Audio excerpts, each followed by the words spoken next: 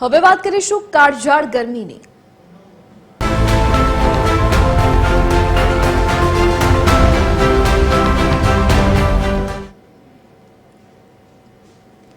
રાજ્યમાં જોવા મળી રહ્યો છે ગરમીનો પ્રકોપ। મોટાભાગના જિલ્લાઓમાં તાપમાનનો પારો વધ્યો છે। 12 જિલ્લાઓમાં તાપમાન 40 ડિગ્રીને પાર પહોંચ્યું છે। સૌથી વધુ તાપમાન રાજકોટ અને સુરેન્દ્રનગરમાં નોંધાયું છે 41.6 ડિગ્રી। અમદાવાદમાં તાપમાનનો પારો 41.2 ડિગ્રીએ પહોંચ્યો છે। ગાંધીનગરમાં તાપમાનનો પારો 40.6 ડિગ્રીએ પહોંચ્યો છે। સુરત અને ડીસામાં 39 ડિગ્રી તાપમાન નોંધાયું છે। રાજ્યમાં આગામી 5 દિવસ હીટ વેવની આગાહી કરવામાં આવી છે, તો અમદાવાદમાં કાળઝાળ ગરમીને પગલે યલો એલર્ટ આપવામાં આવ્યું છે।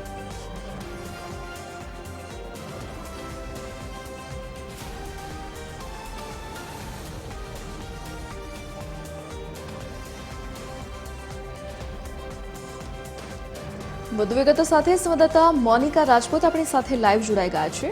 જી મોનિકા, રાજ્યમાં કાળઝાળ ગરમીની શરૂઆત થઈ ગઈ છે, ક્યાં કેટલું તાપમાન નોંધાયું છે, આગામી સમય માટે હવામાન વિભાગની શું આગાહી છે અને કયા કયા જિલ્લાઓમાં એલર્ટ આપવામાં આવ્યું? બિલકુલથી ધરતી જે પ્રમાણે ગરમીની શરૂઆતની સાથે જ રાજ્યમાં જે પ્રમાણે તાપમાન જે છે 40 ડિગ્રીની આસપાસ જે છે પહોંચી ચૂક્યું છે અને ગરમી વધુ પ્રમાણમાં પડી રહી છે, ત્યારે જે હવામાન વિભાગ દ્વારા પણ કેટલાક જિલ્લાઓમાં જે છે હીટવેવની આગાહી કરવામાં આવી છે। વાત કરવામાં આવે તો હવામાન વિભાગ દ્વારા 9 માર્ચથી 17 માર્ચ સુધીમાં જે છે કેટલાક જિલ્લાની વાત કરવામાં આવે તો તે જિલ્લાઓમાં હીટવેવની આગાહી કરવામાં આવી છે। તેમાં અમદાવાદ, સુરત, રાજકોટ સહિતનો પણ સમાવેશ થઈ રહ્યો છે।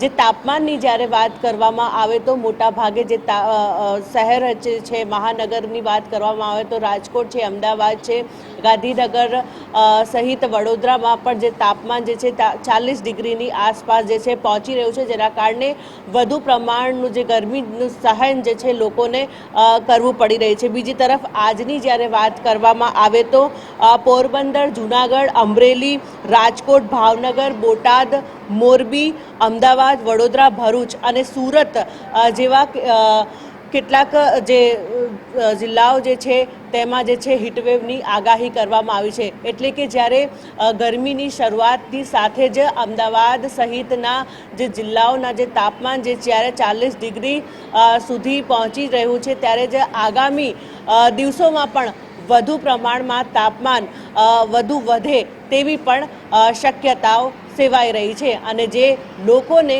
વધુ ગરમી સહન કરવાનો પણ વારો આવશે। ધરતી। જી મોનિકા, વિગત સાથે જોડાવા બદલ આપનો આભાર। તો હાલ રાજ્યમાં કાળઝાળ ગરમીની શરૂઆત થઈ ગઈ છે, તો કેટલાક જિલ્લાઓમાં તાપમાન 40 ડિગ્રીને પાર પહોંચ્યું છે। આગામી સમયમાં હજુ પણ તાપમાનનો પારો ગગડે તેવી શક્યતા હવામાન વિભાગે વ્યક્ત કરી છે।